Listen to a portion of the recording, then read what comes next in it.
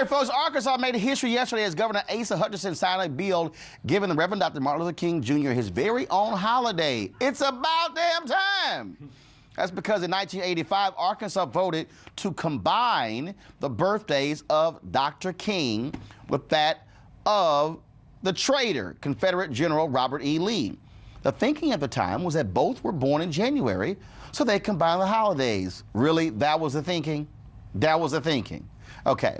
Grinning Arkansas Governor Hutchinson signed the bill into law yesterday after it was passed by lawmakers earlier this month. I think this legislation giving Martin Luther King Jr. his own day is important for the state of Arkansas. The bill separating Lee and King passed after 2 years of similar efforts failed before a legislative panel because critics said it made light of the state's proud Confederate heritage. The governor, he's happy about it. Let's go to our panel here real quick, folks. So, can we just cut to the chase? You combined them because you didn't want a black man having his own holiday, and you combine it with a racist, traitorous general in Lee.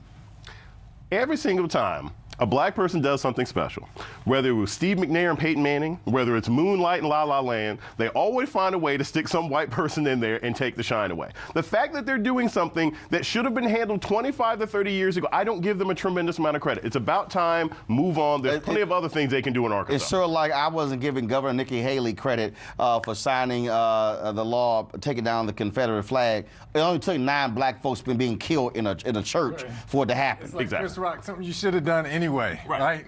Well, I mean, look, 32 years later, still, this is a very good thing because this enjoyed a lot of bipartisan support in both chambers of the Arkansas legislature.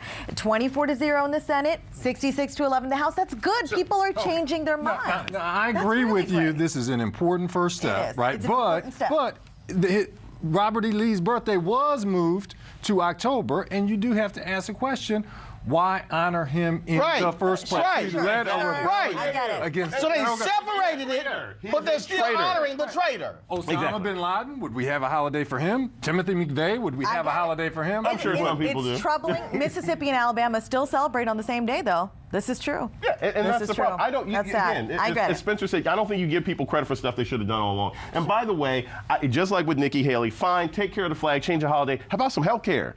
How about some police reform? You know, these kinds of symbolic, performative things that are done by these Southern governors don't change the day-to-day experiences of African Americans and poor people in that state, and that's infinitely more important. One thing behind the headlines of this, the bill that the governor signed does provide for a statewide policy on educating Arkansas's children in their schools for the first time ever there in the state history about the Civil War, and also extends to educating about Martin Luther King and the history of civil rights. I think that's And what that would entail progress. and who's responsible for putting together that curriculum is the issue. Right. Because he is going to be Roland's curriculum. These absolutely racist fools, especially those who were illiterate, were convinced that they should fight for slavery even though they were broke and dumb. And then they chose to do so. And then it had nothing to do with states' rights, had nothing to do with taxation. It had to do with the fact that free labor was making America the greatest economic superpower. Kids, lesson is over. That's the lesson. True. And what kills me, though, is these people who still go, that's our heritage. Shut up. No. Because the reality is this here, in American history, it was the same General Lee, and I had to explain this to one of those dumb fools at one of those Confederate rallies that was in Virginia. They were standing there with the flag. I said, can any of y'all read? And I then said, now the same General Lee, when the war was over, when they surrendered because they got their butt kicked, told his Confederate troops to furl the flag and store it in your attics and never to bring it out again because it was a symbol of treason. It disappeared for 2 generations. Mm-hmm. It reappeared in American society in 1948 when they had, in Mississippi, when they had, Spencer, go ahead. Well, I was going to say 1947 is when they brought Robert E. Lee back to basically push against desegregation, right? And that's the reason this Confederate flag came back. Precisely. Push against desegregation. Right. So all these folks out here who talk about that's our history, no, that flag disappeared for two generations, and it was only brought back out because of civil rights. Right. That was the whole reason. Now, That's what happens when you a black man who can read, which they didn't want to happen during slavery. Sorry, we can read now.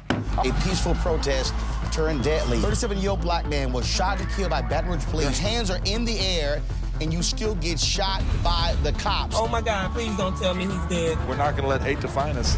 Race is a big part of this. If truly all lives matter, then all lives need to matter equally. What we require is action. What we require is accountability. We understand that black lives do matter, and we will keep focused on this issue. News 1 Now, every weekday morning at 7 on TV 1.